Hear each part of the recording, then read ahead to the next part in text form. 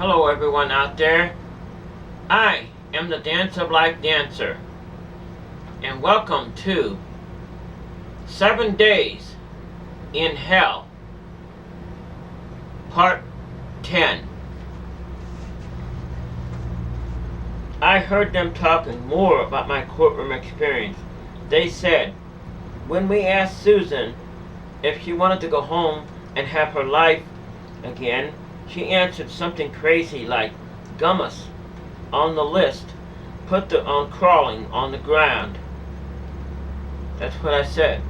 Then Susan said, go tell Herb Lance, the lawyer, to go out to the field, walk straight, and the wall's there. Crazy stuff is what I said. Crazy. Didn't make sense. They kept talking about what I had did and said in court, as if every word they said from hundreds and hundreds of feet away was somehow coming right through my tiny window into my ears, where I could plainly hear impossible things that someone couldn't hear. As in a horror and a terror, and that horror and terror, my mind numbing, frozen horror. It was all a trick by Satan or a demon. I was in fact in court. Alright, I was in court, but yet was I in court? Was it what I'm saying is, I was in court, but was I in court? Was I really there? I'll never know. But what I saw and heard was placed in my mind like a virtual reality game. When you play virtual reality, in other words, when the state's attorney asked me, when he asked me if I wanted to be put away in a nursing home, when the state's attorney asked me if I want to be put away in a nursing home, I heard the state's attorney say, here's what I heard the state's attorney say. Do you want this case dropped and to go home? That's what I heard him say, and I answered, yes, I would. I thought I was answering yes to the question, do I want to go home and have this case dropped? However, in actuality, I was being asked, do I want to be committed to a nursing home for the rest of my life? I answered in a trick of Satan. I said, yes, I do. None was real, none of it was real. But when I answered real questions. Now I'm totally screwed.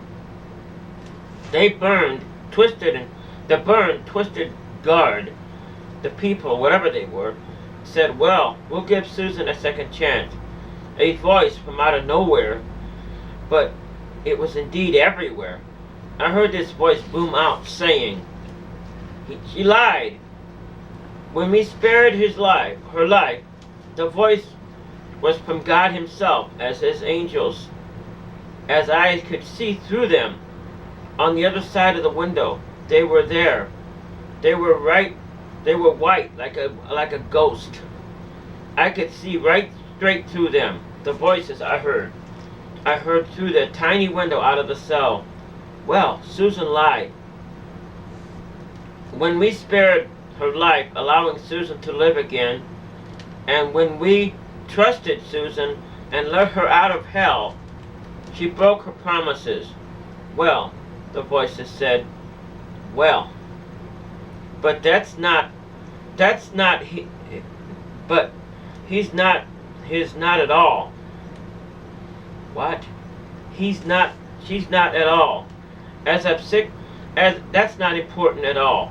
As of 6 p.m. tonight, Susan will be dead. And he don't know it yet, but he doesn't know it yet, but she doesn't know it yet, but she has a raging fever and a serious infection running through her body that will kill her by 6 p.m. tonight. She's lying in her cell floor, as that's where she has been all along. She's not in court. She was lying in her cell floor in a raging fever. All of these things she saw was only in her mind. The court, the attorney, all of that. In other words, what they're saying, I wasn't really in court. I was laying in the room in a raging fever, hallucinating all of that stuff. But yet I was in court. Some kind of courtroom, God's courtroom, whatever it was. She's laying in the floor in a raging fever. All of these things she only saw in her mind. It's the fever tearing her mind up, destroying her brain cells, and spreading throughout her body. And no one knows it yet, but she's dying now, on the floor. As I turned around, I knew no one knows it yet. I knew I lost it. I no one knows it yet, but I lost it. I lost my sanity. As I saw myself and my body there, I was lying on the cell floor, face down, with a blistering, rust-sickening vomit out of my mouth, and sweat coming out of my hands. I was standing there at the window of my cell, looking up at my own nearly dead body laying there, infected with a raging fever. I was standing there, looking at myself in the other corner of the room. I was there laying in the bed with a sickening, raging fever. In other words, I could see myself, seeing myself, laying there dying.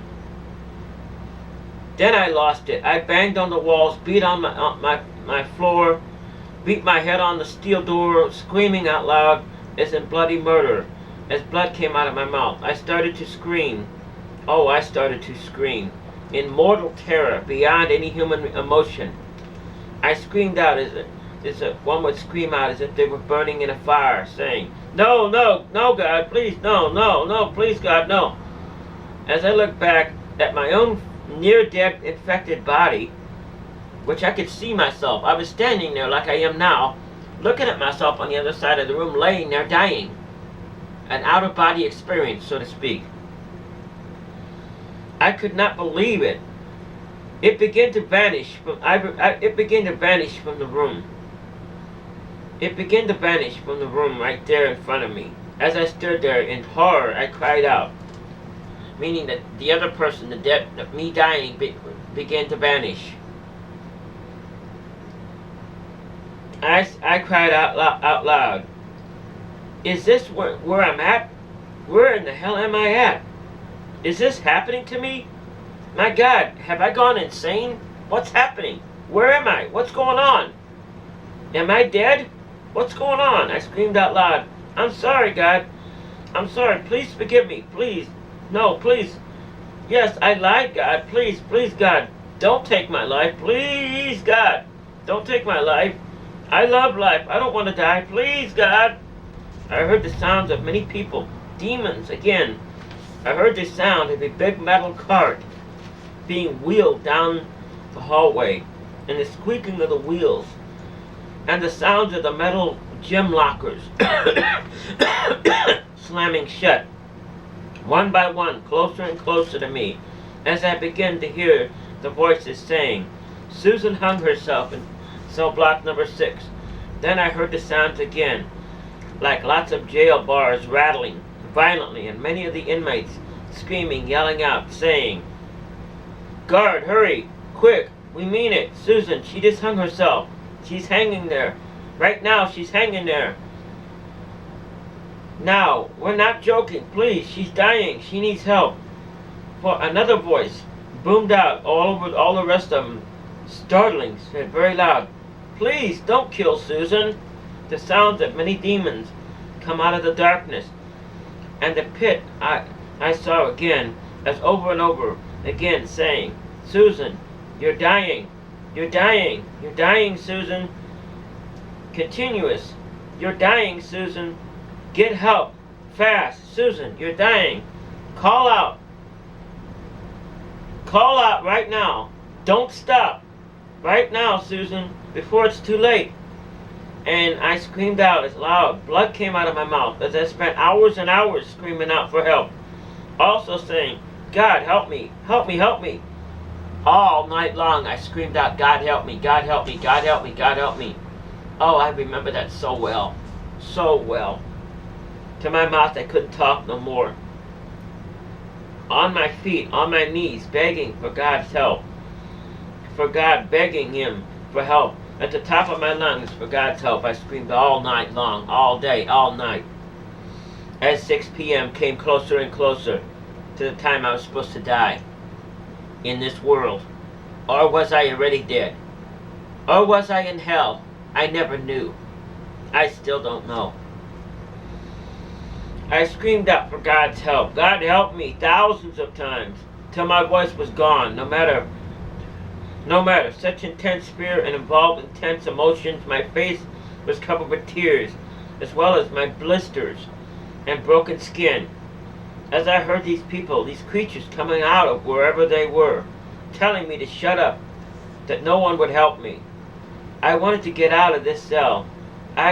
So I figured I could simply get out of this cell and be free from this place.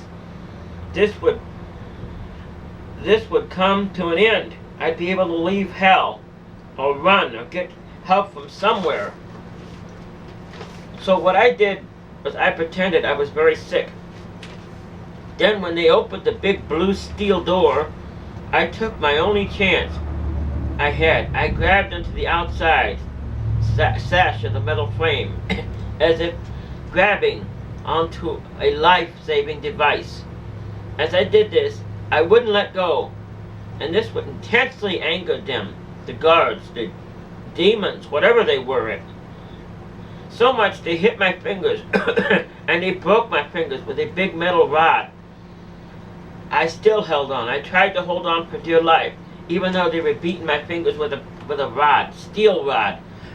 Blood was coming out of them. But my fingers were in such agonizing, intense pain and agony and bloody, and blood was not running out of my not running out of my fingers. It was somehow frozen, as if the blood had dried up. They slammed the door over and over and onto my painful fingers. With my fingers in the door, they slammed that steel door. All of the time, I was desperately wanted so bad for this nightmare to end, to get out of hell, to walk out of hell. But they shoved my hand loose and closed the big steel door again. As I screamed out loud for help, "Please, no, I'm dying. I have a serious infection raging inside my body. Please, God, guard, Satan, whatever you are, help me. I'll be dead by 6 p.m. tonight." As I was experiencing this, I kept saying in silence to myself, "My God, I remember this from before. It's happening all over again. It's happening over and over and over again. I'm reliving the same day over and over again. My God, this happened before. I'm reliving the same stuff again. What's going on? My God, what is this? Where am I?" As I stood there at the judgment room of God again, as now the cell again was gone, as I was told, if I was to return you to life again, you might be crippled or hurt. You might, or you might not have no legs. I nodded and agreed. I agreed to accept any of these conditions as I stared into the tiny cell door window. I could see like figures, ghosts, outside of the cell, paramedics, doctors. I was in a hospital bed, and I had a breathing mask over my nose. Oh, I remember that so good. With a ventilator on my legs. My legs were crushed. My face all torn to pieces. My eye was blown out. My God, my God. I thought then a voice came out at me in my mind, out loud. "Susan, do you remember a few weeks ago when you were in your 2007 truck and you went through that stop light? Do you remember that? A few weeks before this happened? And you had to go all the way to the other lane to avoid hitting that other car?"